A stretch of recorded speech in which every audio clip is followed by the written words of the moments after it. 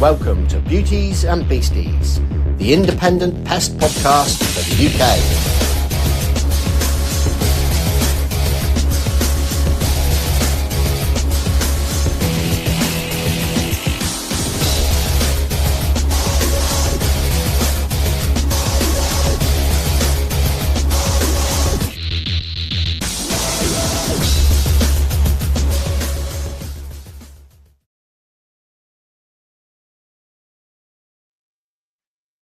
Hello, hello, hello. How are we all doing Good today? evening. Can Sean hear us? Good. How about you? Yeah, I can. I'm hanging in. I think I'm there. For What's anyone it that- listening back to this on the car on the Monday morning, Sean has himself what looks like to be some very shiny, impressive headphones that are working.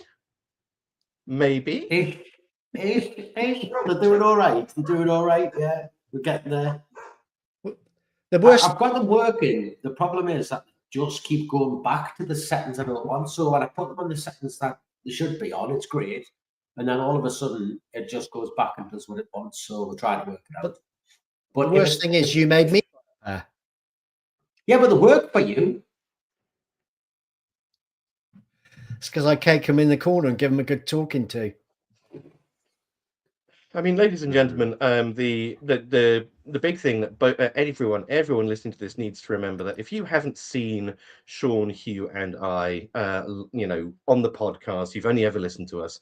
You need to log on, because if anyone remembers that scene from Star Wars, Return of the Empire Strikes Back, where there's a guy stood on the Cloud City, bald head, big pair of sort of like headphones on. Yeah, both of these guys look exactly like that. It's like a cosplay convention in here for sci-fi nerds. That's exactly what we're looking at here. There we go. Nice, just going to set the scene, because this is nice. It's usually these two beating the shit out of me, so it's nice to get one back. And the other thing as well, if you haven't noticed, Hugh's been very professional with his light, and he's done all of that sort of stuff. And his head's perfect, but look at my head; it looks shiny as hell. It's the shiny. That you can get that matte head rub. You need. I'll send you up a jar. Just send you up a jar. Mate, will do. I'll mix it with a bit of deep heat. No. Why would you do that? Oh god! You guys had a good week. Good week so far. In fact, actually, I remember a story that my dad told me when he got up one night and he accidentally mixed up the tube of deep heat for the tube of anisole with the tube of anisole for his piles. Oh, made him squeak. That's a way to start the show, isn't it? Piles? I mean, that's the big question. Might have smarted a bit. I'm sure it did. I'm sure you probably didn't get a good night's sleep after that. But yeah, it's a good, like as Martin says, it's a good full house tonight, and then we've got it's going to be an exciting episode, isn't it? Because this is something that is, I don't know. I think everyone's a bit wary when we hear the words act and legislation, especially recently with all of the glue ball bits and bobs. That seems to have definitely been a roller coaster of emotion, to say the very least. But yeah, before we start that, other than your dad's piles and Sean's headphones, everyone had a good week? That's been good, hasn't it? Start of the year, isn't it? Everything kicks off, all the routines start off, set the tempo for the rest of the year, get the routines in quick. So yeah. And we've been bed bugging across the universe as well again. Are you still on that? Oh, I was about to say still on that job. You're going to be on that job for the foreseeable, but are you starting to see a light at the end of the tunnel for your massive actually, yes. job? Oh, good. Yeah, there's been quite some considerable slowdown in activity, and the actual tenants are actually like, well, you're doing a better job than the last lot did, which is, that's quite nice. And the customer's happy. So yeah, no, that's cool. It's good. What's Sean been up to? Trying to get this place sorted. So you might realise I've got this shoulder. The plywood floor's going down. I'm going to try and put the LVT floor in tomorrow and get this sorted out. We've been trying to get Wi-Fi into here, which we've managed to do, which was a total pig. But if anyone's trying to get Wi-Fi in your garden, give me a shout, because I've got a degree in it now. Like, absolutely got a degree in it. Should ask me. I just recently redid mine. Oh, did you? It doesn't work. Well, keep dropping out. Now, it's just the only reason I'm not back in my little office now is because my little office is cold, and I am, just. Is it cold? Haven't you got a diesel heater in there or something? I've got a diesel heat. No. You can get them off Temu, mate. Yes, that's the quickest way to carbon monoxide poisoning I've ever heard in my life. Buying yourself like a diesel heater from Temu. I might as well just go and dry hump a table. There's an actual Chinese diesel heater Facebook page. Right. Yeah. People only post once, right? You've got to mount the thing outside, as the bishop said to the nun. Right.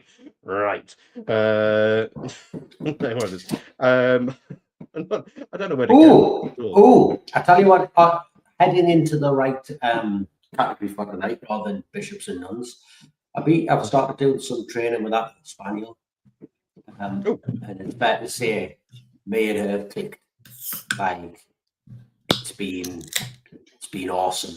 Really, really enjoying working with that tonight. Billy McPherson, he rang us the other day when I was doing a little bit of training with her in the living room, looking for bed bugs.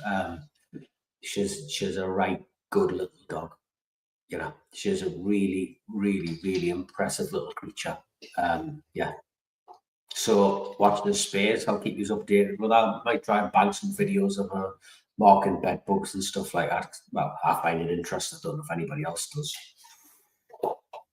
No, yeah, absolutely. It's a big part of our industry. It's I think we've had enough people on now to talk about dogs and scent work to probably understand that we have, as an industry, probably only just touched the surface of what we can get dogs to do.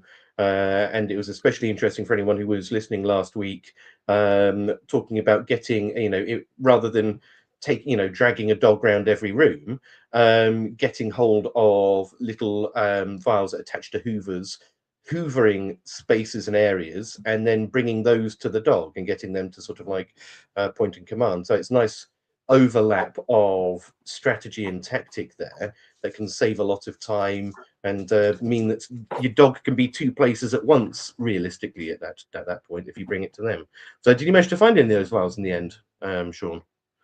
Yeah, found them. They're about 200 quid for 50, I think it is. They're worth about £4 each a vial. They are, I think they're relatively easy to get a hold of. They're not difficult to get a hold of. And then, they're not, by the way, if anyone Googles them, they're not called Gentex tubes, because that's what I was Googling. It's spelled GET something. So I had to search for like some weird thing to find them, like Getex or like whatever it was. But yeah, we call them Gentex tubes, but they're not spelled like that. So for people that didn't hear last week's episode, and this will lead on to why dogs and legislation will be important to let us use them. Can you explain what you were talking about, Sean? Well, exactly that. So can you hear us okay now? Yeah. Just kicked it off my phone, so you're just on this. So as it stands, when I was reading what the antis want, now this isn't what's going through, this is what the antis want.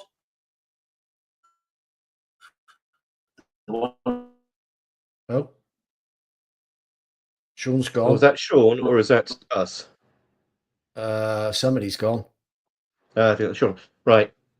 To probably break in to this. Oh, Sean, you there? Hang on. Nope. For a man who's got a master's degree in Wi-Fi in his shed, I think it ain't working very well. Yeah. Is it just me? No. It says I've got like 50 megabits per second. Just checked it. Okay. Do you want to try it again? Give us an introduction to this, and then I'll give my introduction, and then I was actually talking about the Gentex tubes. Yeah. What do you want to talk about? Yeah, I thought we're talking about the Gentex tubes. Let's start again. Let's talk about the legislation. Sod it. Okay. Right. Shall I put my oar in, and then we can we'll beat you up then. Yeah, you start. Yeah. If I start, it's opening myself up for a bit of a leathering here. But so, as I was just saying before, this conversation that we're going to be having today is roughly in 3 sections. So with that, we have what is the Hunting Act 2004, which is a well-established piece of legislation that has been around, well, for 20 years now.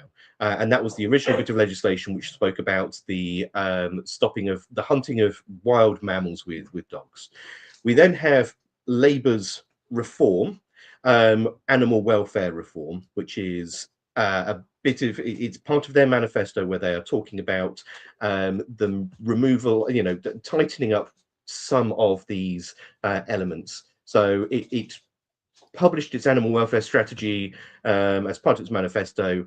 It confirms that ministers' long-standing welfare concerns, and has a lot of strong public support for things like banning snares and stuff like that. Now, the one in the middle, which is causing some confusion, is there is a fringe group in Parliament called the New Hunting Act Campaign, who have been quite smart with their naming to call themselves the New Hunting Act, because they're not actually an act at all. And it's a niche group of backbench MPs and campaigners that are not actually backed by government at all, and they're not linked to any known private members bill, but they are simply just stating, as you say, they're stating a whole load of ifs and wants that they want Labour's manifesto to then start to implement over the top of the existing hunting ban. So it's all a little bit confusing, but when we see the New Hunting Act, we've got to remember that it's not really an act of government at all. It is a campaign wanting to alter the existing Hunting Act 2004. Bosh! That's my understanding of it as it stands. Now, let me just go and retrieve my dogs. It's gone. Do you want to go here? Yeah, do you want to go here? You have a go. You go next. Yeah, I think the reason why it's so important that we talk about it is because, well, first of all, the thing I would love to discuss is how we've ended up in this position as pest controllers. Like, how have we ended up in a position where we are going to lose another very valuable tool in our toolbox? And the way that the antis, I was going to say for a better words, but yeah, what the antis and how they've managed to do it.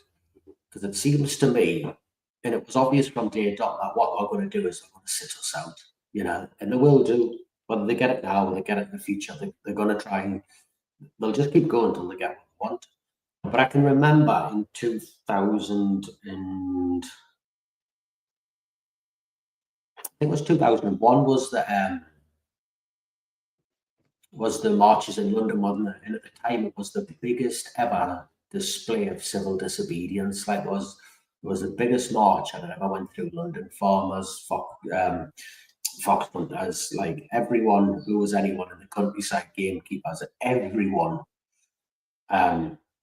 went down to London, and they came up with nothing. And they tried to push it through Parliament. House of Lords knocked it back, couldn't get it through. So Tony Blair just went, sack the House of Lords, we're not bothered. We'll use some law that exists where we don't have to. And they got it through the House of Commons and put it through that way. So it didn't even go through the correct channels to get there, but we got what we wanted, and there's no doubt about it. And I felt like at the time that what we did is a collective group of people was we almost said, listen, like, we'll cut them boys loose so that we don't get involved with them. And then all of a sudden, now many years later, it's come back around and massively bite us in the arse, hasn't it? Because as much as it's only a campaign, they're going to keep going until they get what they want. There's no getting around it. And I believe, this is what they call mission creep in the keep on, that their mission just keeps on creeping and going that bit more than should be. Yeah. Yeah. Yeah. Everybody's frozen on me. Mission creep or scope drift, there's a whole load of terms for it. If you look at, you know, the Republican sort of like system, they're not the Republican Party, but they're the way they do things. You can tack things onto any bill, so you can kill a bill by basically asking for welfare or whatever you like that. But yeah, it's a similar thing, which is it has the capacity to snowball and expand. It's important to note that, you know, things like, so the current animal welfare reform, Labour's manifesto statement, has DEFRA looking at things like the review of older Springtrap models, so poor quality Springtrap models, mole traps and live traps used for corvid control.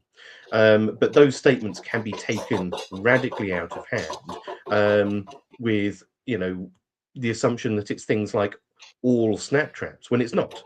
It's probably just older, poor quality traps that we all know, and none of us use as professionals, that are in the scope. So to play devil's advocate here, is that a bad thing? Because we've all, you know, we've discussed it before. Every mole catcher we've had on here has said that there are certain types of mole traps that they categorically will not use because they are just not manufactured to a standard that is professional, that does the job. You know, it's more time, more effort, more money to deploy one of these defective traps than it is to actually pay the extra money for a good trap. So devil's advocate here, that animal welfare reform looking at traps through DEFRA, is that a bad thing? It is. It isn't. If it was, I believe that is exactly what we wanted, then the answer would be no, it's not a bad thing. But the truth is, that's just a stick to beat you up with, isn't it? Like, I've got no doubt about that. That is just another thing for them to say, oh, you know. And then, what would you want to be on the receiving end of the stated case for that? Because what they're not going to do, they're not going to turn around and say, here are the clear definitions and the guidelines on the traps, you know, that a trap must be replaced, or it must do this, or it must do that. And I'll give you a prime example of this. A very good friend of mine is a gamekeeper, and he shot some feral cats. Lives in Scotland, in the middle of nowhere. And the police found out that he'd shot these cats, and they come and jumped on him, you know. He's like, what? Like, the feral cats were allowed to shoot them. And they said, yeah, no, we don't know if there is a percentage of Scottish wildcat in these. And we don't know what percentage of Scottish wildcat would constitute the Scottish wildcat. So what we're going to do is we're going to look at running a prosecution against you to test the waters. So he was stood there like, they're just two feral feline, and he's like, all of a sudden, your arse is going like this, and you're thinking, if its great-great-granddad was a feral cat, was a Scottish wildcat, man, the shit. And believe it or not, the reason why that case didn't go ahead was because the Scottish Wildcat Association came forward and said the biggest risk to the Scottish wildcat is feral cats, and any feral cat, no matter what percentage of Scottish wildcat is in it, is a major danger. Even if it was a 50-50 half cross, you know, or 75% Scottish wildcat, 25%. The biggest danger to the Scottish wildcat is inbreeding or being bred out by the feral cat. That's the worry. So it didn't go ahead.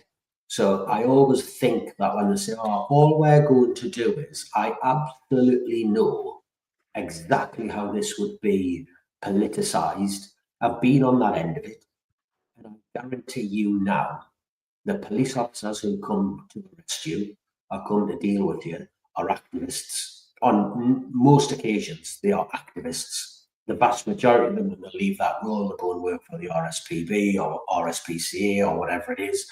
They are absolutely that way inclined.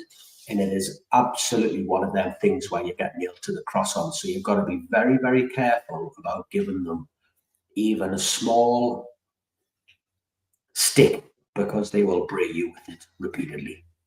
You say that, if that was, and I'm not arguing that that isn't the case in some instances, but if that was the de facto, would we not have seen more instances of these, police officers come animal rights activists taking the glue board legislation to its fullest extent and bringing prosecutions to bear on people who are, because, arguably that is a much more easy, clear cut. There's a glue board. You don't have a license.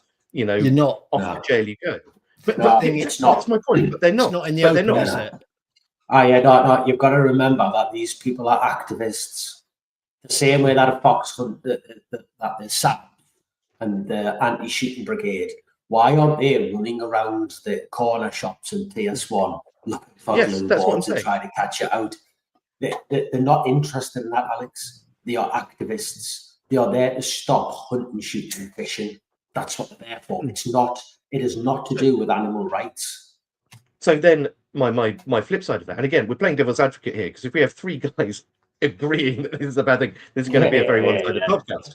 But my point being, so if these activists are only interested in, hunting, fishing, shooting, let's say broadly speaking, wildlife management, then should we, as a pest control industry, of which wildlife management, admittedly and ashamedly, is only a very small proportion of what we do, should we be worried? And then as an industry, should we all band together? Should we all sort of like have a united front?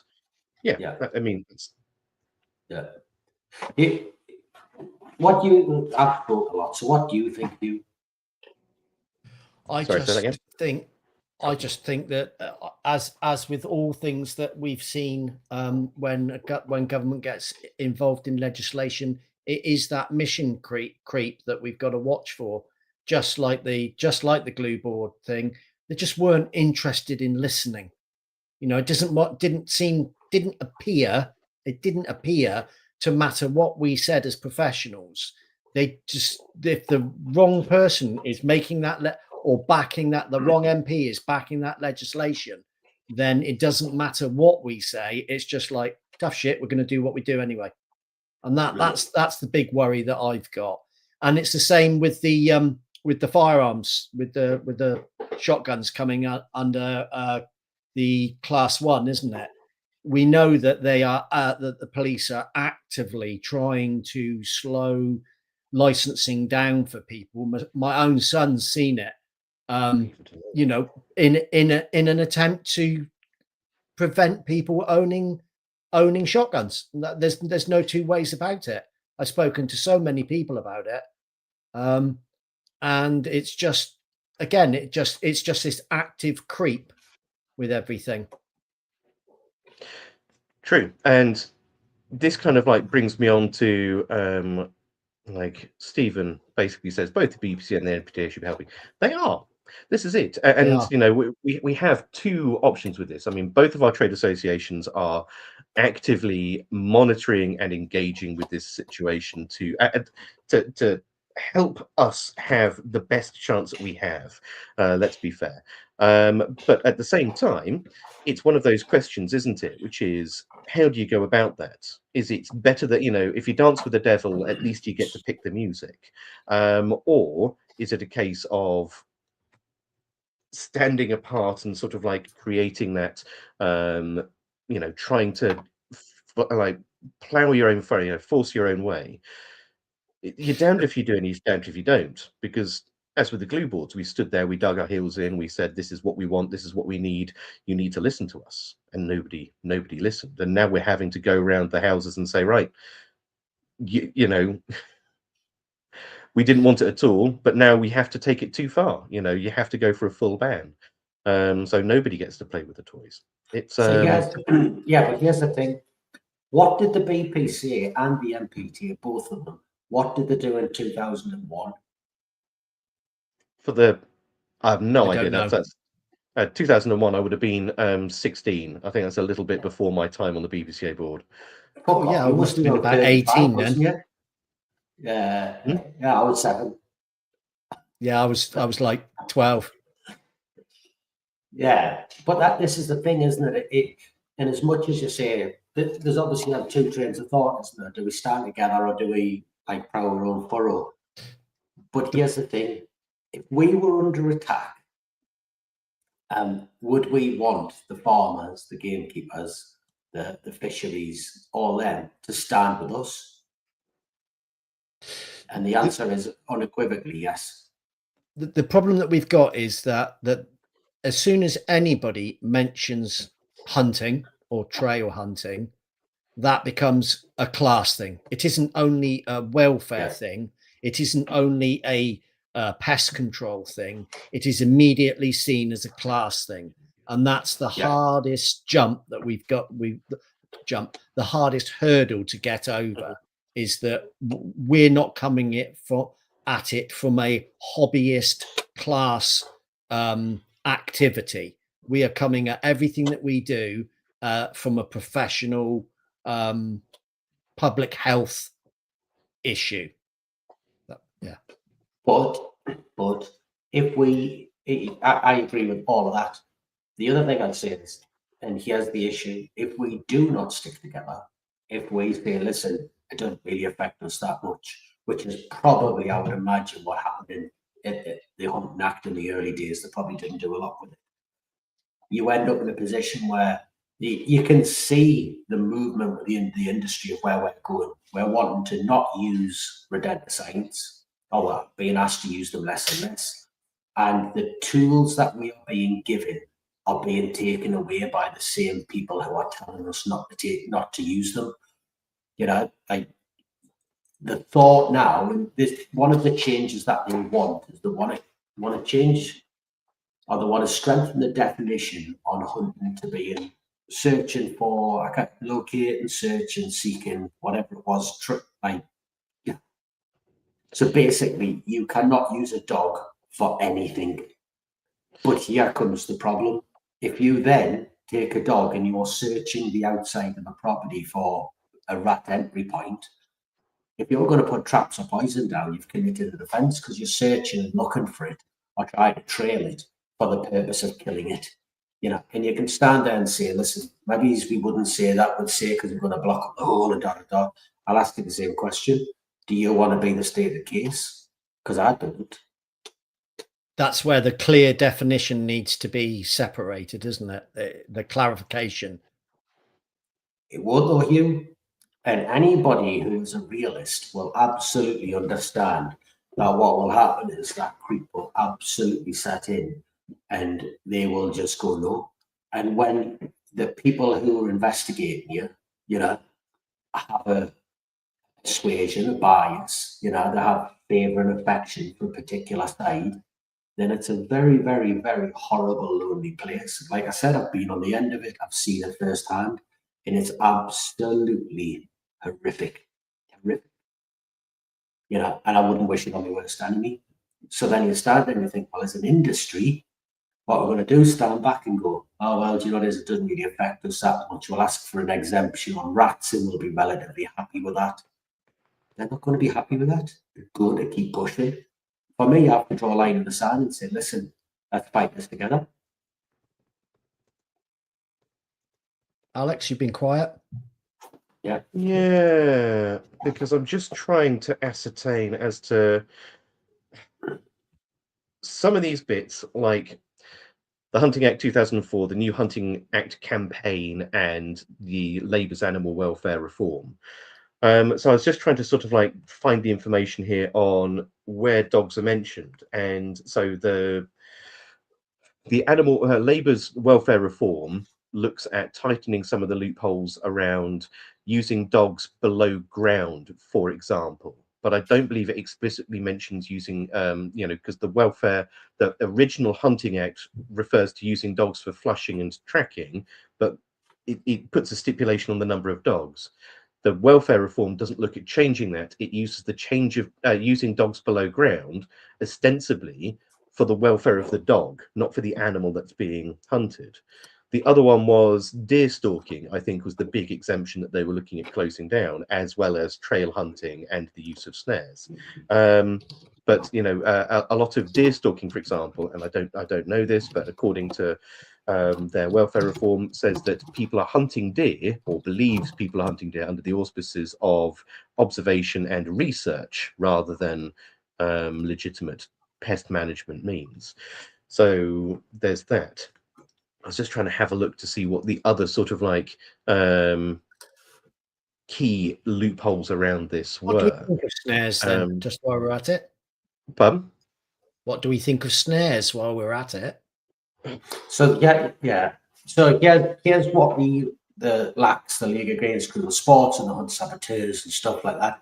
But make no bones about it, they're the people sitting behind this Labour group. I guarantee you.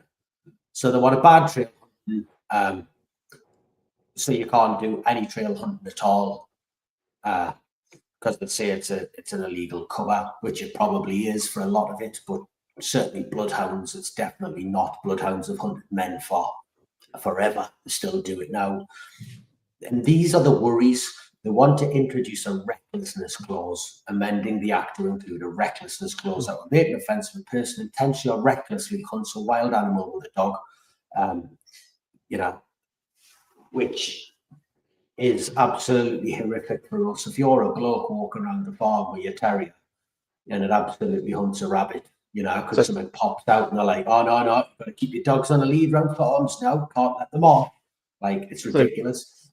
Was that a quote from Labour's welfare reform, or was that from the hunting? Yeah. So this is from League Against Cruel Sports, the Hunt Saboteurs, but these I guarantee you, will be the people sitting behind it, and this is what they'll be looking at. And this is ultimately this is the goal, isn't it? There's about 30 groups, and they call themselves. I'm just having a look, so as I say, doing some research on this a little while back. But there's about 30 of them that band together and have themselves a funny name, and I'm trying to find it now because it's probably worth just keeping an eye out for it. But the thing is, and okay, while I look for this, we're all sat here, and this is what you would call an echo chamber, right? We have a lot of people who have a like-minded and a similar opinion on things, and we all sit here and we agree, yes, we are right because we believe we are right. But if you actually have a look at, for example, the trail hunting ban, which is one of the things that Labour's welfare reform's bringing in, banning trail hunting because they see it as a soft entry to regular hunting. Oh no, we accidentally ran across the path of a fox. Yeah. If you have a look at the polls and the respondents on there, which I did, 62% of the British public, and that's across all parties, all class groups, all age groups, 62% of the British public believe that we should ban trail hunting, and that's both urban and rural. So there is. Hang on 1 second. Hang on. If we surveyed the British public and asked them, should we be allowed to shoot wood pigeons? Should we be allowed to shoot feral pigeons? I think you'd find so. I've not done it, but I think you'd find something similar. And here lies the problem, isn't it? When you go with the tide of public opinion, then you're in a major trouble, aren't you? Well, you argue that, but I mean that's the core concept of a democracy, isn't it? That the public opinion should be the correct opinion. And again, we're argument for the sake of conversation here. But you can't live in a free and democratic society if you then disagree with the overwhelming thoughts of the majority. Yeah, and it seems that United we stand, divided we fall. But flipped on its head. The point I'm making is, if as pest controllers we stand back and we don't stand up for it, then public opinion will push that through. I believe it's up to us as an industry to turn around and put ourselves at the sharp edge and say, we stand with them for this reason, and explain it to people. And that's why I worry about us standing back and doing nothing. Because you're right. Listen, 70% of the country want it banned. Isn't it? If 70% of the country want it banned because people with the information stood back and were scared and didn't stand up and do the right thing, and that 70% could be turned to a 50-50 and we could have kept it, then that's when I think we end up in trouble. But just quickly, going back to what they want to reverse the burden of proof. So anti-hunting advocates suggest reversing the burden of proof so that the defence has to prove on the balance of probabilities that their hunting activity was exempt, rather than prosecution having to prove it was not. So you are guilty until you are proven innocent. Isn't that the same with badgers, isn't it? There's 3 acts. Yeah, there's 3 acts. There's the Badgers Act, there's something else, and this would be the 3rd. And that's what they're pushing for. Posting things on X, is that the same?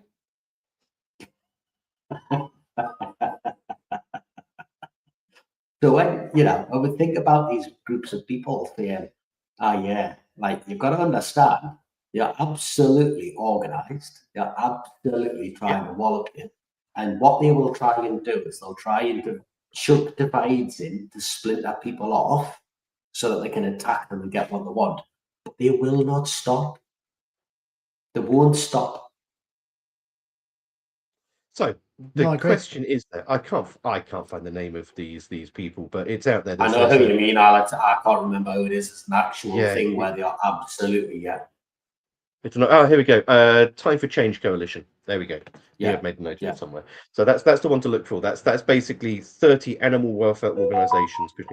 And very quickly before I move on to the next bit, I'd like to. There's a distinction here between like animal rights and animal welfare. Because one is a fringe group of loonies, and the other one is probably something that we should all have, that we all have, even as pest managers, an innate understanding of. One of them is doing your job with compassion, with humanity, with without malice to it, and the other one is an unrealistic anthropomorphisation, for the Disneyfication of animals at the end of the day, and these are the people who would go and hug, they climb into a bear enclosure or a tiger enclosure because it knows I'm a vegetarian, it wouldn't hurt me. And it's this Disneyfication of wildlife that has got people so out of kilter, and they can't understand that the removal of a pest can be done with compassionate. It can be done without malice, without a forethought. We're not going in there with big grins and big old rubbery ones because we're about to remove a whole load of rabbits. Well, some people excluded. I mean, I was trawling through as you do Facebook, and some of the little cartoons there, and especially with AI now, where you've got a little mouse family, frying their breakfast up and serving it on the table, and then the mouse goes out, gets ready to go to work, and all the little animals are very much humanized, and that's that doesn't help us at all either, does it? No, it's this anthropomorphization, this I think someone used the term Disneyfication a little while back, and I think it's a fantastic term, which is, big anime eyes and big smiling faces, and in reality, that family of mice cooking for each other would, at the very first sign of hardship, Mama Mouse is going to eat the babies. In that case, do you think it's the fact that we are losing the public health issue, that the public aren't seeing the dangers and the problems with pest issues? I would argue that COVID was a fantastic lens into how the public initially didn't realize what we did, and then very quickly did a U-turn to make us critical workers. Did it not? Because in those first critical months of COVID, we were probably summarily told, wind your necks in, you're just pest controllers, what do you think you're doing? But as soon as we took our foot off the gas, metaphorically, literally, what happened? We started to see rats everywhere, didn't we? And it wasn't because there was more rats, and it wasn't because of anything else. It was because we were no longer in a position to be managing those populations, to be controlling them. And within 2 months, 2 breeding cycles, the number of rats had become huge, to the point that they were going and appearing in really weird places. And then when we were given critical worker status, we were able to bring those numbers back down. But again, it's that age-old thing, which is, why do you need a pest manager if you've got no pests? Do you remember Bobby Corrigan's talk when he was saying about during COVID, and he could hear the rats fighting in the alleyways? Can you remember that episode? Yeah, there were so many. That's my point. So I think sorry, Keith. I was just going to say, so for anybody that wants to listen back, look at Bobby Corrigan's episode Rat Wars. That was good. Yeah, and so I mean, we're an integral part of this, but I don't think we are understood to be a critical part of this because it's pest control at the end of the day. We're getting ideas above our station. Who's to listen to us? And so I think COVID. Sorry, do you think we're losing the battle that as well for the image that we're not pleasure killers, that we're actually doing it for a job and for a purpose? What do you think, Sean, on that one? I'm obviously totally different to you, Zana, because I got into this through thoroughly enjoying hunting, shooting, and fishing. And I don't think I would be in this industry, and I don't think I would have the skills that I had I not had that keen interest in it. I don't think there's anything wrong with having an interest in killing stuff. Obviously, there's a major issue if you get sexually aroused by it or whatever it is, but the young boys I know who got into it were better for being in it, What's the other option on the street corners, that gives you the ability to do all sorts of things and understand it. So I'm different to you in that thought process. Yeah, but it's the ones that catch things and then cut them into little bits and make little that's the ones we're not like that. There's an interest and there's a morbid interest, isn't there? Ian Banks' Wasp Factory shit, that is. If anyone's ever read that book. No, Sean, I wasn't not sicko like you. It's literature. So with that, I mean, like I was saying before, there's nothing wrong with taking pride in your work. There's nothing wrong with sort of like having an interest and a keen joy in doing what you do. It's when you are malicious about it, like Hugh says, that's the problem. I think that we have come on a long way in the last couple of years to start reversing that public image, honestly. But I think there's still a long way to go. Is that because we've been able to reverse that image with the ability to be able to reach more people? Now 20 years ago, you didn't really no social media, no websites, yellow pages, and you saw the rat man once and never saw him again. But now we see a lot more images and things on TikTok and stuff like that.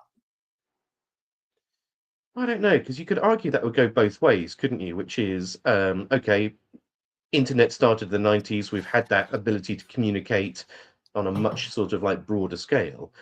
But the argument there is not only have we as an industry been able to expound and show our worth, our value, and our values, but also our detractors have been able to do the same. And they've been able to do the same at the same pace and the same rate, and arguably to greater effect to the uneducated public.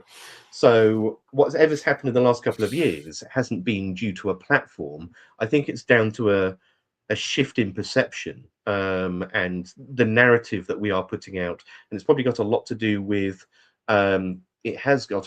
things like outbreaks of bed bugs and the trade associations stepping in a timely way to offer factual, evidence-based replies to people like the mainstream media, which have then helped to alleviate public concerns. And I think that's where we've shifted our change. We've started to engage a lot more as an industry when these things happen. Whereas beforehand, we just kept our heads down and we just did our shit. Sean's deep in thought. Yeah, no, I agree with everything that you say. The question is, how do we go forward? That was what I was going to say. Yeah. How do we make sure that I'm still allowed to go out and look for where rats are getting into a property with a dog? How do I make sure that the lads who have massive populations on tips and farms and peccaries can go out and kill 300, 400 rats? Because it's the right answer. How do we make sure that that we can keep this tool or these tools in our belt? The other thing, of course, is that I hadn't really thought about, if they then stop dogs being able to be used for rabbits, the next target will be the ferreting boys. No, And they're they'll start. finished. No, I'm telling you now, they're finished. Trust us. Right. The ferreting boys are finished. Go and ferret without a dog. Fuck me, you're wasting your time. You know, I'm sure there's lads out there going to go, you're talking shit, I'd do without a dog. Yeah, I'm sure there's lads out there who do, but trust us, 99.9% of them are, it's game over for them. Like, you've got, 2,000 acres to look at, a dog that can mark burrows is absolutely essential. Like, they're finished. If you lose dogs for in the way they want it, you can pretty much scrap ferreting. Like,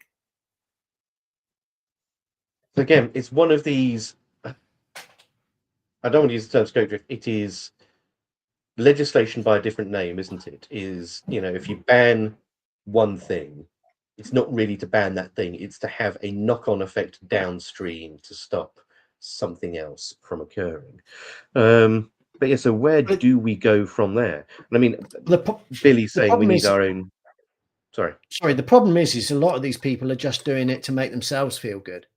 They're not doing it because it's the right thing or the correct thing to do for human health, public health. They're doing it to give themselves a fix of self-gratification that they've done something good. I don't disagree. I'm not like a big side, not disagreeing with you any way, shape, or form. I'm You just can. No. Because you're right. Because with that, and I think I'm going to expand on this. That exit poll where we had, let's say, it was 62%, but for the sake of just maths, 70% of the British public want to do a thing. 70% of the public believe that banning trail hunting is the right thing to do, because they see a very sort of like closed avenue. And from there, I want to sort of like take that in two branches. Number one, of course, any MP who wants to stay in position, in power, wants to have that sort of like second home privilege and to be in the top 5% of the British earners in the public, is going to acquiesce to their constituents. If their constituents say, don't like trail hunting, why are they going to turn around and say, actually, I think we should keep it? They're going to be like, absolutely, you all want it, I want it. And if I want it, you keep me in power. So it's a bit of a sort of like self-fulfilling prophecy. But on the other side, if you remember in COVID, we have, as a society, got ourselves into a position, and I don't know how, and it's really sad, where we fear experts. We will not take on expert advice. You look at COVID, all of the doctors in COVID, and people were suddenly like, what do the doctors know? And then you had people like Mr. Trump, saying, oh, take ivermectin and drink bleach. people were more, they were more keen to listen to him than they were to the actual sort of like scientists and microbiologists and epidemiologists than anyone else. And he wasn't wrong about the ivermectin, though, was he? Well, yeah, he was right about ivermectin, wasn't he? No, he was right in the very broad of being right, but it wasn't an actual viable cure, and he said it in the same breath as drink bleach. So you've got to take. Is that what he did? Is that what he said? Did Trump say drink bleach? Are you doing exactly what? No. There was definitely. Trump said you should drink bleach. He said like. No, I think he did. But you don't think he did, or you do think? I think he did. Yeah, I think I remember seeing. I'm recognition of this. Yeah, but unless it was AI. I don't think it was AI all the way back then. He definitely made some. Trump did not explicitly tell people to drink bleach. Instead, during the White House coronavirus task force, he asked scientists and medical experts in the room whether disinfectants could be injected or ingested by injection inside or almost cleaning to combat the virus. So he didn't say that. No, I paraphrased it, but he got very close to it.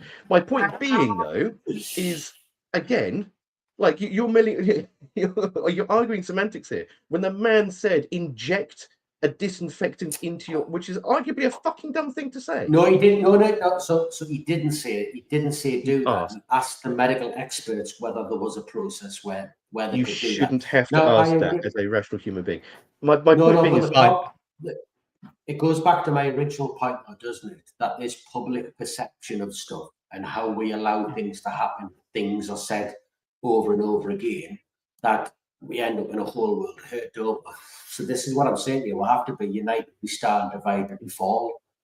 You know, and you might not like Trump. I might not like Trump.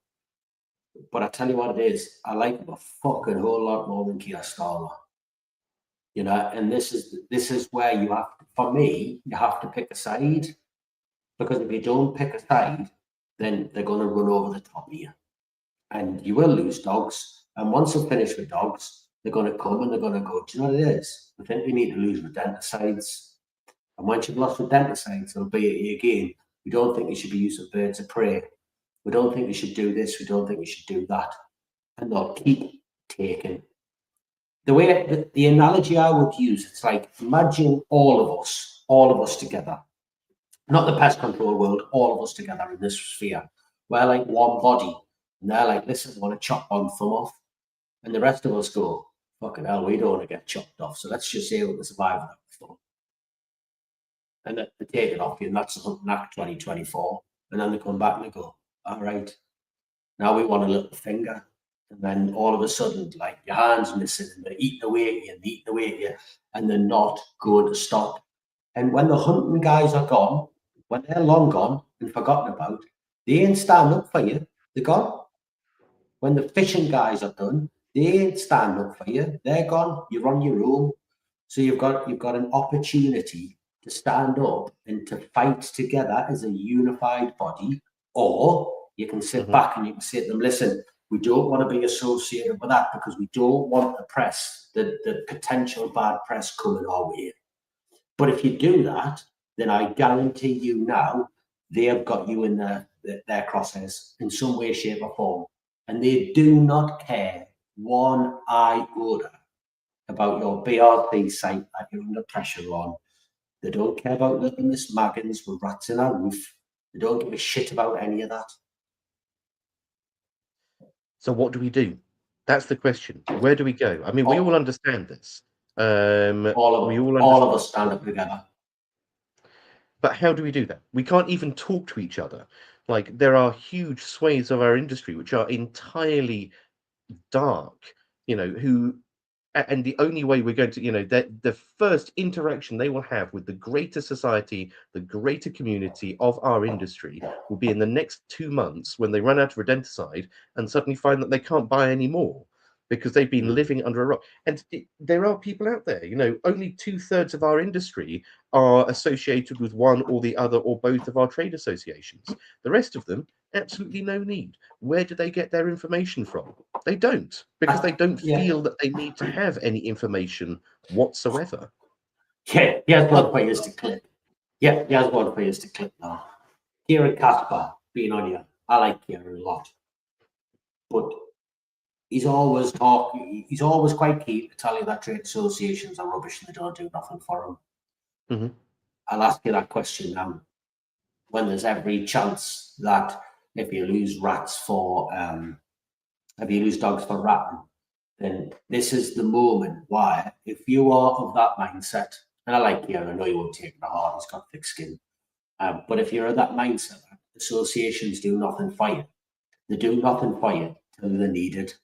And that's why I say you've got to join your association. You know, even if you don't think it's important at this moment in time, you never know when you're going to be standing there shouting out saying, you know, we want your help. We want your help. Well, you haven't been a member for how long, so you don't get to see it. That's exactly that. There have been comments on people have made and said, I hope the BPCA and the MPTA are standing up for us. They are. Well, we are, yeah. But you're not a member of either. All right, yeah. You know, so you know, why?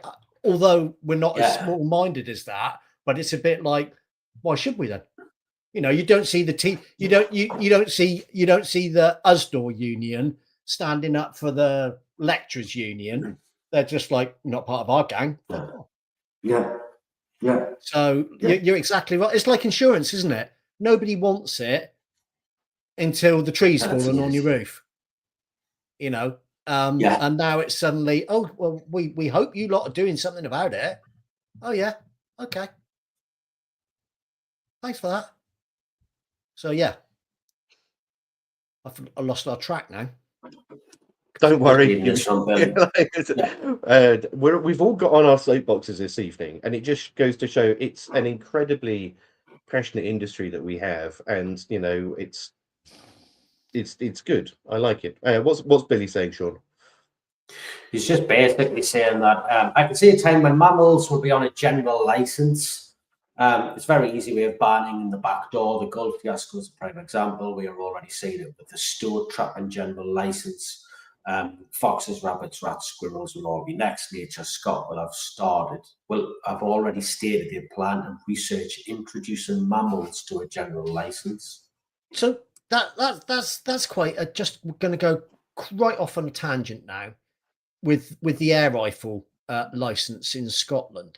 How come that like Scotland have gone that much more than England? You know, it seems like Wales is going to go on the same trajectory. Purely, it must be just political. Because they don't vote Conservatives, do they? They either vote the SNP or they vote Labour. So they're both. I think it's probably because they hate fucking English, which is a general rule, which is about right. Billy McPherson will probably agree with this, because he's always given us a hard time. But they hate the English, and they're like, no, we're not. So then, as a byproduct of that, they'll do the total opposite to what we think, and they'll probably hate that system. They think that, So you're like, yeah. Was that the reason, Billy? Was it? Yeah, but again, this is the whole thing with the shotguns coming under Class 1 license, isn't it? They've said that Dunblane not a knife. Do what? No, Dunblane was no, that's a handgun, wasn't it? That was a school shooting with a scout leader, wasn't it? And that was. I thought Dunblane was the knife attack, the sword attack. No, I think Dunblane was the school shooting with the scout teacher. Either way, off. Anyway, what I was going to say was about the shotguns, and I can't remember what I was going to say now. Oh yeah, it was because some people have been murdered with legally held shotguns, but some people have been murdered with legally held vehicles. We don't suddenly go, banning cars because they've been rammed into people or whatever. So why are we trying to drag shotguns into the Class 1 license? We're not. Why are they trying to drag them in? In my mind, there's three ways to go forwards with this. There is, as they're doing at the moment, which is licensing the products, which is going to be difficult because the glue board license clearly shown. Because if you license the products, you still have to make them available for sale in some mechanism, and there's always going to be then a loophole around their use. You can license the animals that are under control, which as Billy said there. You've got a general license for gulls. You've got a general license for pigeons. You get a general license for honey badgers and witchetty grubs. And then, of course, the third option is you license the professionals. But if you try and do a little bit of them, I'm not going to start. Why not start that? We're fucking talking about legislation around hunting and the removal of the tools that we have. I mean, I don't think because just like they've hijacked everything else, the government will hijack the license. They're already bringing them in. You can't say don't do it just because you're afraid of them. It'll just that would be even worse. Just go away and leave us alone. That's what they've been doing. But the government's left us alone, and now these fringe groups are coming in the gap in this unregulated that's the government's environment. Fault for listening to them. It doesn't matter whose fault it is; it's happening to us. It's funny how it's all happened within the Labour government, isn't it? Yeah. Do you think it's a class thing? Do they just hate anybody that lives in the countryside? or have anything slightly to do with the countryside? Yeah. I don't know. I haven't actually thought of that, to be fair, but it has all fucking come together at one moment, hasn't it? I know that's exactly what it is. That's exactly what it is. The Hunt Act got pushed through by the Labour government. You know, You can't have government. You want to stop shotguns, want to stop this, want to stop fishing, everything that we do in the countryside. Yeah. Yeah. But is that Labour or is that the, again, I'm just asking here because The people Communist that make those Party. decisions are like Natural England, Nature Scott. Can you imagine if the Greens get in? Oh my Lord. I mean, we'll be done for. It'd be the same shit, different day. You could argue that but my point is, like, it's DEFRA, it is Natural England, it's Nature Scott who actually write the legislation and the regulations around these things.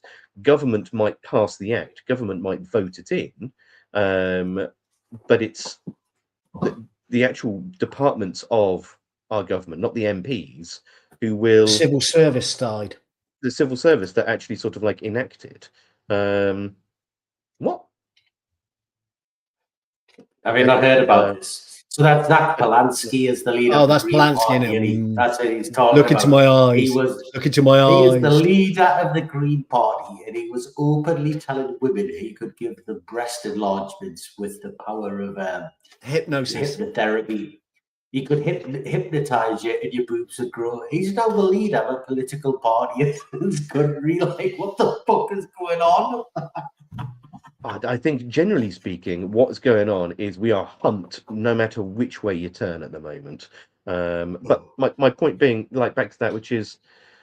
That's true. That's your point that you're making, Alex. That's the point I'm making there. It doesn't matter whether it's Labour, it doesn't matter whether it's Conservatives or Greens. It's the government departments that actually follow through with most of this legislation, DEFRA, Natural England, Nature Scott, who are the ones who take that act and put it into reality. So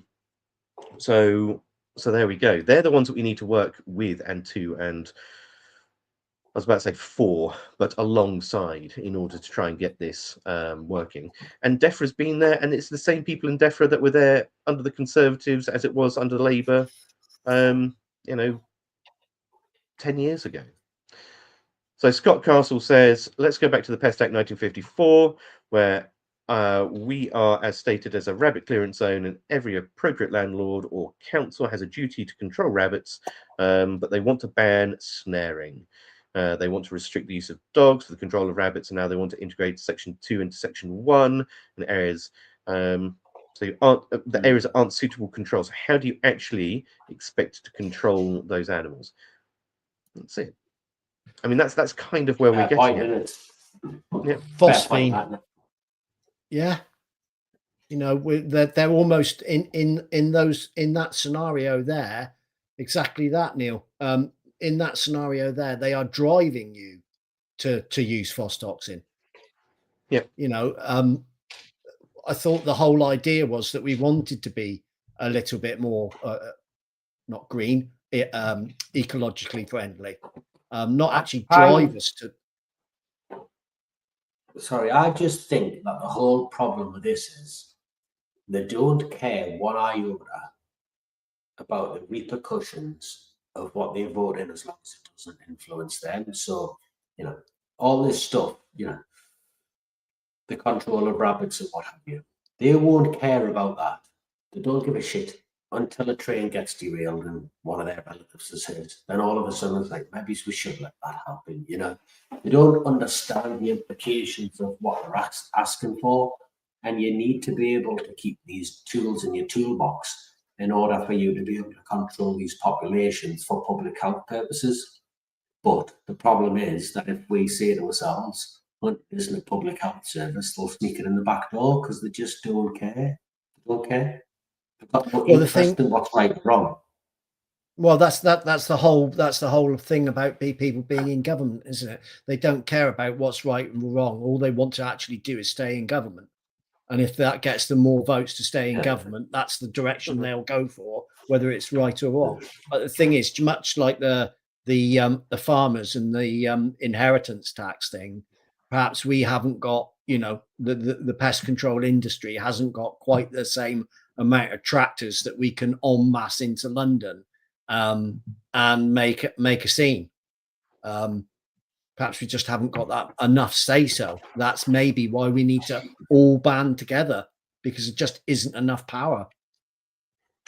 How many of us would go to the local MP's meeting and actually walk in and say, "You're a joke, and I'm not voting for you, and I'm going to ask everyone in this room not to vote for you because you're an absolute joke"? Most of us go, "Do you know what it is? Let's stay out of there in case someone sees us and leaves us a negative Google review. We shit the pants down and we'll let them win." They don't care about negative Google review. They don't give a shit. You know, they're activists. That's what they are.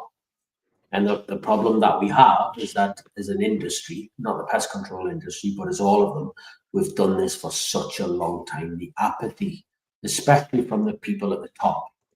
And I saw this firsthand with Hunt. You know, Hunts would get absolutely brilliant evidence of Hunt saboteurs behaving illegally, and they would just see not being prosecuted as the win.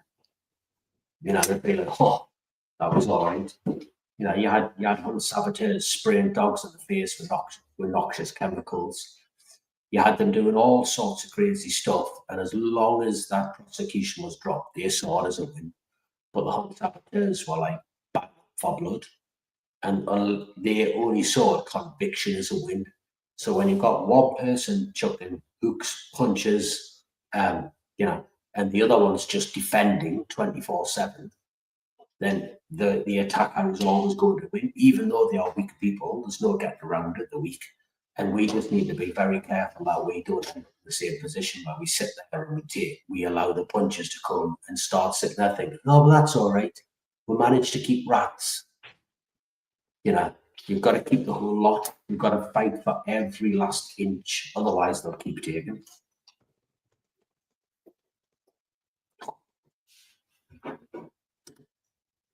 Yeah, that's happening all over, isn't it? Here's what I think. Or what do you think to this? I think there should be more dialogue between MPTA, BPCA, Countryside Alliance, BSC, NFU, all of them people should literally get themselves in a room together, sit down and talk about this. All of them. Do you know who you've just mentioned there? Yeah, Crew. Yeah. That's the stakeholders of Crew are all of the people you've just mentioned. Yeah. And I will always guarantee you they would not have the conversation about the Hunting Act or dogs or cages or whatever it is. They're just going to talk about rodenticides because that's what they're there for. They can't even talk about amateur use rodenticides, never mind talking outside of that. So, like, they are there. They can do it. They've proved they can do it. But I don't think they are doing it. And that's my worry, that is a massive industry will get gazumped by them. My point being, therefore, then, is we've got Crew, the Campaign for Responsible Rodenticide Use. Do we then need to create a campaign for responsible insecticide use? Do we need to have, CRWM, the Campaign for Responsible Wildlife Management? Do we need to create these subgroups to defend these things, or do we need one overarching, unifying group that does everything at the same time? Just as you're saying it there, it came to us. But you're saying earlier on, weren't you? Like, they've got this overriding thing which contains all their little groups together and mobilizes and gets them fighting in the right direction. Like, we just don't have that, do we? We don't have it. Like, why? And we should have it. We should have, But do you think it's a horse design by committee, isn't it? Yeah, and ultimately, would the whichever one of the farming unions or any of those different sides, would they really be interested in us? They're seeing it from their point of view. Are they interested in us seeing it from our point of view? I think the farmers, NFU, the gamekeepers, and all that, I think they'd probably be open to that. Whether you get past the personal egos, but as an industrial scale, yeah, because they're under massive attack, aren't they? You've seen the farmers just get walloped with the inheritance tax. I know they've done a walk around on it to a degree, you know, but they've just been walloped. The hunters are getting walloped. You know, everyone's getting whacked. But you need to get everyone involved. The people who go fishing, you know, who think that they're fine at the minute, they're going to be left alone. They're not. You need to bring everybody into it. It's just such a massive thing that it's obviously way above our pay grade, isn't it? Like, how do you even begin to do that? Like, I don't know. But one thing's for certain, the Yankees are doing it, and they're kicking the shit out of them. Mm-hmm. So with that, I mean, this is another call to action, therefore, which is they have a unified, you know, they have that unified voice. They have that purpose of motion and unity that is taking them, you know, from strength to strength, because they're not just one group of fringe individuals. They are several groups of fringe individuals.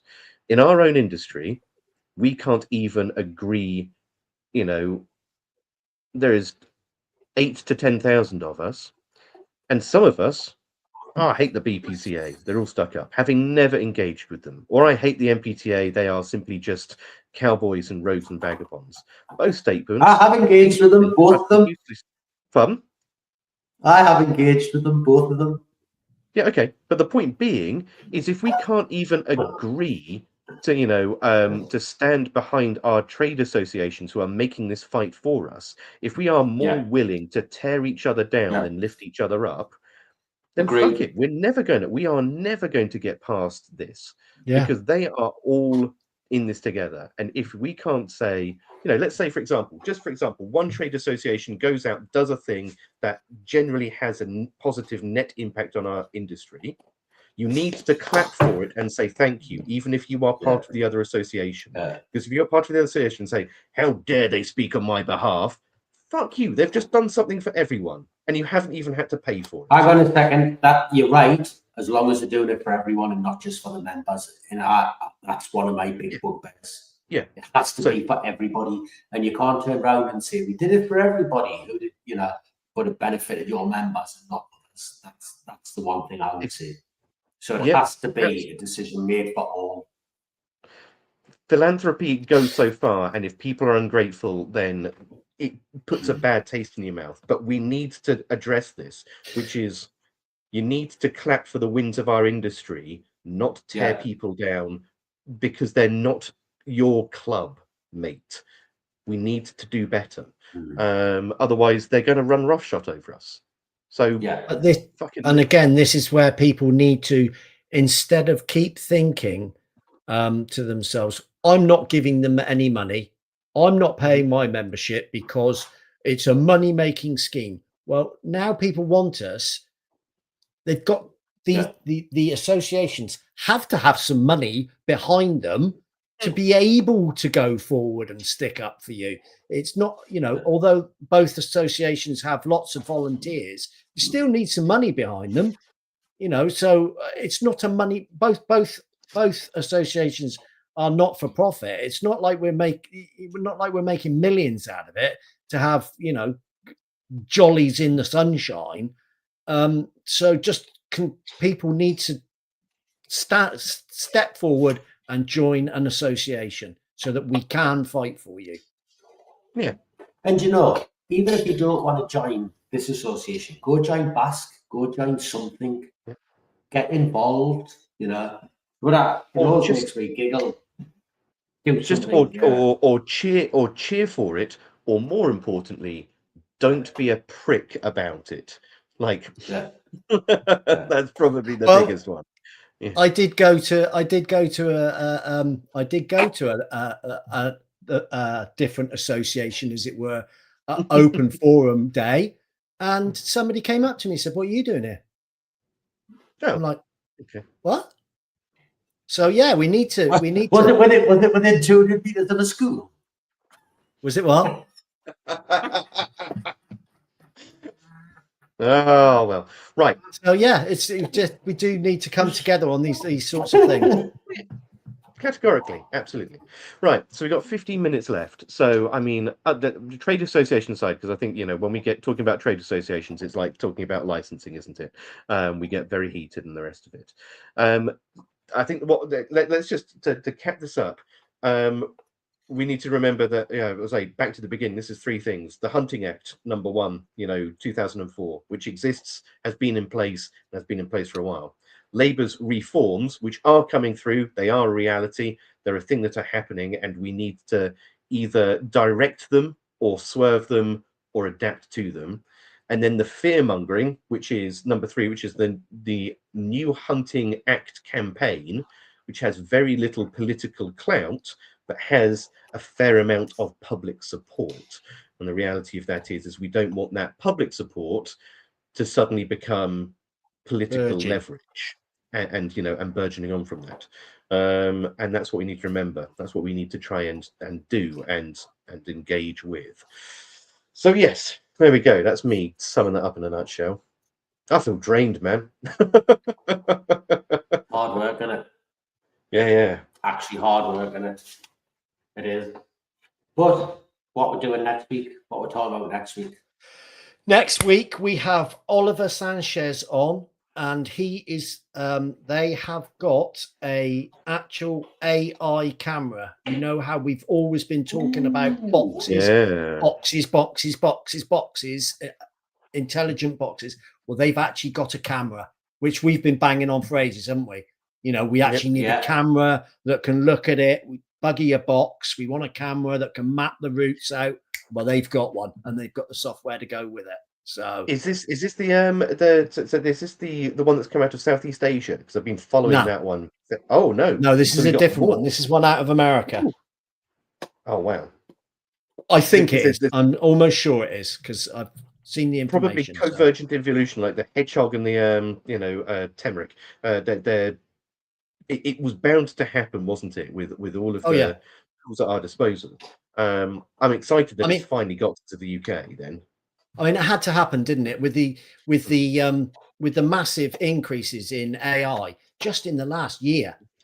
You look at it and it's like, Jesus Christ. Look at the images that were being produced a year and a half ago when you asked it to make a cartoon up, and look at it now. It's like a year and a half. It's just phenomenal. But hopefully Keir Starmer won't get rid of Grok, because I quite enjoy talking to her, actually. Yeah. Well, they haven't beat Rentokil to it. Rentokil have undoubtedly, all of the service companies have their own in-house technology. I know that one of the big three had for a long time smart thermal cameras that they were using and licensing out, which was a really grand plan. The only problem is the price breaks on those were too high to make it, well, viable on anything other than the largest commercial sites, which is a shame because I think this one, I shan't steal the guy's thunder, and I may have it wrong. I know Rentokil have got a camera, an AI camera, but all it does, I believe, is just alert you in the fact that there's something there. Whereas I think this one actually plots the route that it's taking, so you can look at your app and see where it's been. This is so very similar to the system that I've seen coming out of Asia. So it probably is on the same software. But there we go. This has come up a couple of times. And sorry, like we're in our last 10 minutes, but to bring us back onto topic, which is release a plague of rats. Plague disease. People aren't wrong. This is back. If you remember Scott a little while back, classically, famously said, we won't see a big shift in our industry until one of the Queen's corgis, dies from rat bite fever or something similar. It's the same thing, but we are lucky as a population, as a country, that actually we have all of these vectors of disease and we don't have the diseases behind them. Ironically, that makes our job justifying our industry quite hard, because we're here controlling the vectors, and we have been for ages. And as a result, we have largely suppressed the movement of these diseases into our country. But we are proving a negative here, which is the reason that we don't have big outbreaks of plague is because rat population numbers never get sufficiently high to harbour a population of Yersinia pestis, which you still do find on the continent, for example, or big populations of mosquitoes or other vector-borne animals and things. We keep them suppressed. We keep them away from critical mass. But it's only going to take a small shift. And again, going back to that Bobby Corrigan one, when he said that when he talked to that virologist, wasn't it? It's only a small step between the next pandemic that's called cross between COVID and rats can carry it. Yeah. And I think his exact maybe we just didn't blow were, that up enough in publicity. No, we didn't. And I think, and to not paraphrase him, but quote him ad verbum, his exact words were, "It's not a case of if, it is going to be a case of when." And I remember him saying that quite clearly, that this will happen. And the irony is we can be sat here doing our jobs and we can suppress and dampen and mitigate a lot of that misery before it ever happens. Or we can have the tools taken away from us and it can go very badly and we can get bought in after the fact. But Tom Gard says industry-wide strike. Oh, no, we can't even agree on would you guys because there's always there would always be some scab that would go, yeah, I'll do it for 25 quid. Yeah. I'm not risking my sites. Not risking my sites. Yeah. So, but at my words then. Maybe we didn't make enough of that fact that that the people understand that rats may carry the next pandemic. It wasn't made enough of. I mean, I did some work. I remember I've mentioned it several times with Liverpool School, where I dropped a whole load of rats off to them, and I literally mean 200 rats. Several of the people who were talking on this helped me collect those 200 rats, and they analysed them all for pathology. And unfortunately, well, not unfortunately, the COVID crisis had largely come to an end. But that bit of research came out, and it found that out of those 200 rats that I dropped off, several of them, like a majority, well, not a majority, but more than a couple of them, were carrying COVID, either mechanically or within their intestinal tracts. They were vectors of COVID, whether we choose to admit it or not. Mechanically, I wonder that's how COVID started. Then I wonder if not eating rats. There was a big bit of research out there that said that COVID, some strains of COVID had mutated faster than you would expect. So, of course, you expect to see a certain number of mutations depending on the species it gets into. Slower growing animals tend to elicit mutations slower because the life cycles tend to be longer. But in faster animals, so mice, which might go through several generations and so then have several different antibody responses within a couple of months or a couple of years, that mutation, that virus will mutate faster as a result. So when you get a mutation in human beings, it only really mutates when it moves from human being to human being, and generations are relatively far apart. But in mice, you have a very rapid generational cycle, so you have a more rapid evolution of that virus. I'm not explaining this well, but I think you get what I mean. And they found that some strains of COVID were significantly more advanced or deviated from other strains it found. So it had been incubating in another animal. It had to have been another animal. And they suspect it might be mice, which has caused that rapid incubation. Because remember, we had strain 1, 2, 3, 4, and then it suddenly jumped all the way up to like strain double F. I can't remember how which was meant to be the one that everyone was worrying about being significantly more lethal. So, yeah. So we've got something to ask today and something to talk about, something to mention. After a little bit of AI searching that we did today, we were referred to, or the podcast was referred to, as the town square of pest control. So if everybody or anybody has found any tonight interesting or useful in any way, please do share the podcast and perhaps ask people to come or mention it and just say, come and have a look, come and have a watch, join the town square of pest control. Not Trumpton, Not Jiggly, but Beauties and Beasties. Beauties and Beasties. I think I argue with that, and I think we're all a really good example of this, which is if you're going to get involved and thoroughly, absolutely 100% get involved, either when it's live or after the fact, but challenge ideas and assumptions and not people. Okay, we can have a much better debate if we challenge people's ideas and assumptions and statements, but not them. Basically, don't keep it personal. I mean, the three of us have just come through this, and we have had an hour and a half's debate, and it's been about what the statements we've had. Professional, not personal. That's the best description I've ever heard of it. Your conversations, no matter how robust, should be professional and not personal. And I think that's the number one thing, isn't it? That you can go, all right. Yeah. So, guys, Rupert asks, have you enjoyed yourself on the show today?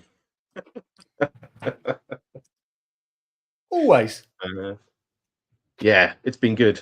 It's been a really sort of like I wouldn't say difficult one, because it's not been difficult. It's been emotive. Like there's been a lot of sort of like charge to it. Because we're all so passionate about this industry. We all want the best for it, and it's a really awful thing feeling so impotent and watching other people make decisions on your behalf. But we're here. We're part of this town hall. Maybe the people listening to us will take some of this into consideration. Maybe. Yeah. Maybe. I tell you what, though, I think looking at the metrics, I watch the metrics throughout the podcast. It seems like these sorts of episodes are better received than ones with guests. Do you agree or not? I think on the occasion they are. Mix. I don't think people need to listen to us all the time. Yeah, no, I'm not suggesting we do it all the time. But what I'm saying is it's that change, isn't it? People definitely tune in for these ones, don't we? We get a lot more people on the live looking at it all the time, don't we, than the other ones. Metrics always seem to do well. Let's see. Well, there you go. Cool. It'd be lovely to get some of our listeners on at some point as well, just to sort of like give your opinions on things. So coming into the new year, we might always just keep a back door open for anyone that wants to come on and have their say, as we did last year. Don't talk about Lily Phillips like that.